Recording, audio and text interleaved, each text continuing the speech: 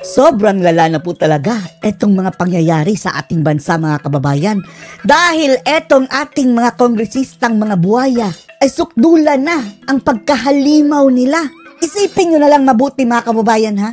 Ang gusto nitong si Luistro mga kababayan na isang kongresista ay ipahuli ora mismo yung mga vloggers daw mga kababayan na nagpo-post ng fake news kahit walang warrant of arrest. As long as mga kababayan, kapopost lang daw ng sinasabi nilang maling impormasyon. Gusto ni Luistro mga kababayan, kahit pa nga daw hindi pulis ang humuli, kahit pa citizens arrest mga kababayan, kahit siya, halika dito, huli ka.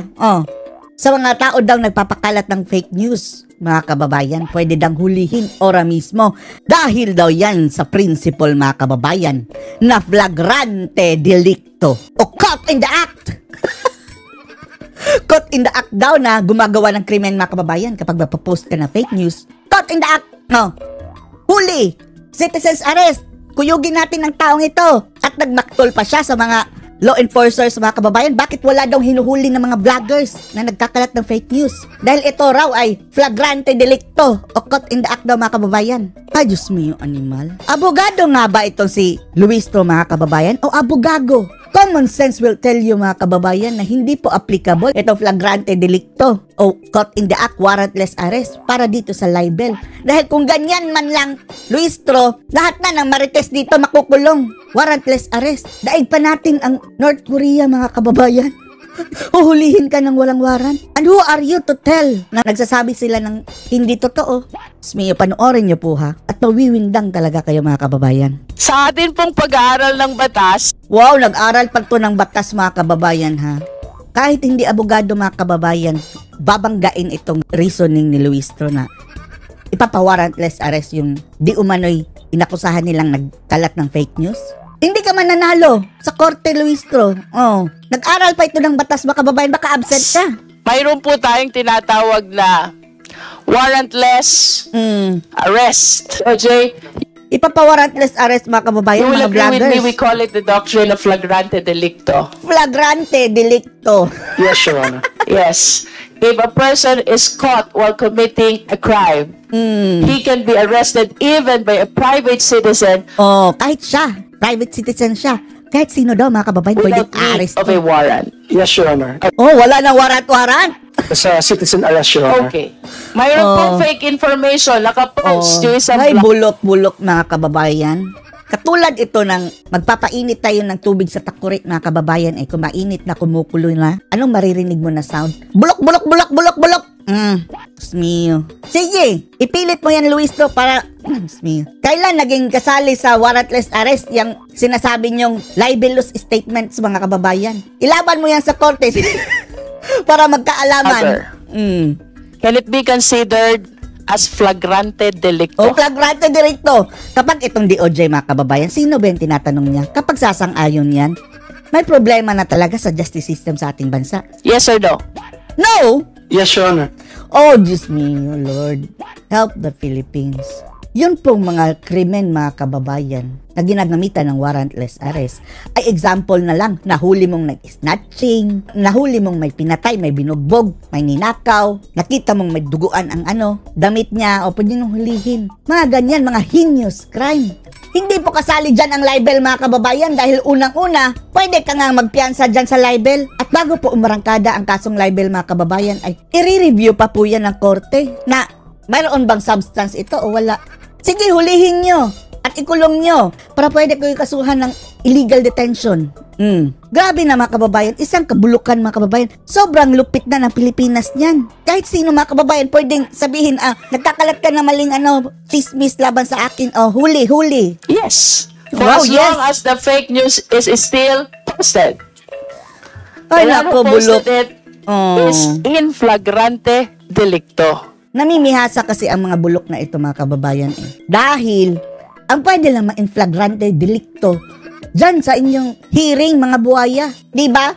Gusto pa nilang i-extend mga kababayan kapag feeling nila nagsisinungaling ka, uhulihin ka kaagad. Yan ang pinagagawa nyo dyan sa Kongreso. Gusto nyo pang dalhin sa labas? Na feeling nyo kayo talaga ang nakakaalam ng lahat ng katotohanan. Tapos sa tingin nyo, nagsisinungaling ito laban sa iyo, ipapahuli mo ng warrantless arrest. So the question now to the law enforcement, Animal. can we effect an immediate arrest? Considering that the one who posted is caught in flagrante delicto. Oh, Diyos mio, animal. Kahit sa ang korte, mga kababayan, kahit common sense lang gamitin mo. Ipawawarantes arrest mo, mga kababayan, yung tao. Dahil, sabi mo, fake news? Animal! Sampahan mo ng kaso, animal na, sino ba to, Luis to, mga kababayan? Daig nyo pa ang mga diktador Mga halimaw na mga kababayan, no? Pagsampa ka ng kaso, aabalahin mo pa yung mga pulis para hulihin yung mga inaakusahan nyo? Yes, Your Honor, as long as the attribution. At nag-yes pa mga kababayan. Dapat ito mga kababayan, etong, sino ba yung sumagot lang sa DOJ? Bumalik sila sa pag-aaral, pati na ito si Luistro. Tuwang-tuwa pa mga kababayan, Mr. Chair, Happy. ang dami po ng vloggers na Dapat hulihin daw.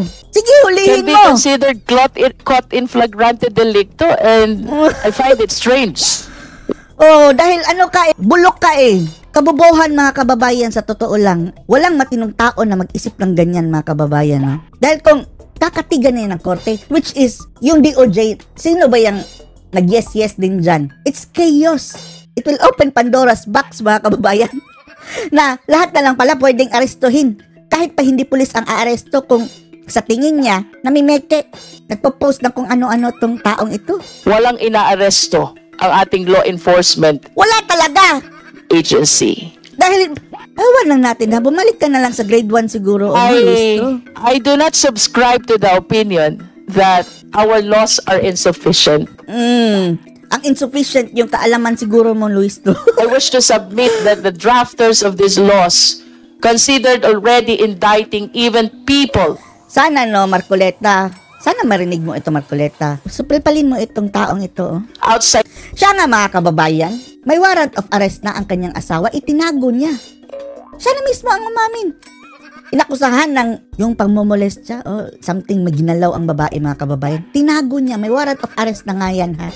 Tapos gustong manghuli ng mga vloggers nang wala siyang warrant. The Philippine territory, considering that we're talking about cyberspace, considering that we're talking about internet, which horizon and territory. Tapos mga kababayan, gusto pa niyang i-extend na kahit tayo wala doon sa Pilipinas, pwedeng kasuhan.